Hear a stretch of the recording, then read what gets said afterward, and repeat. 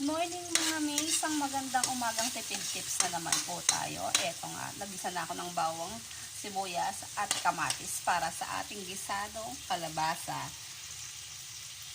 Lagyan natin ng alamang or sa aming Kapampangan, bago. Yan po, alamang na yan, ginisa na yan.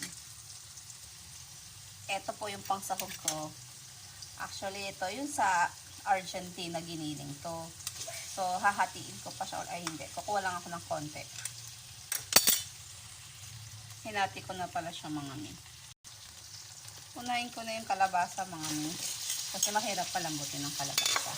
Alam nyo ba mga mi? Tipid tips. Yung mga binibili ko at ginagamit ko ngayon, mali. Yung binili ko, hindi ko lahat inuubos. Para sa susunod, ref ko lang siya. Susunod, magagamit ko pa siya. Then, yung ginagamit ko ngayon, mga ano ko lang yan, tira-tara sa ref. Kaya, tipid tips po talaga to. Lagyan natin ng subik. Inuna ko yung kalabasa mga ikmi. Kasi, matigas po yan.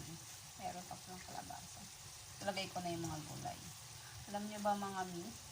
Kahapon, hindi ko lang luluto kong gulay. Kung paano ako makakatipid. Ito pong binili kong gulay pala. 40 pesos lang yung nagastos ko. Kasi yung okra dyan, tanim namin. Magigisa sana ako ng sayote. Kaso ang sayote po, ang mahal ng kilo. Itong kalabasa, 50 lang ang kilo. Ang sayote is 100. Tapos, yung ginamit, nakita nyo po ba yung ginamit kong kamatis? Isa lang yon.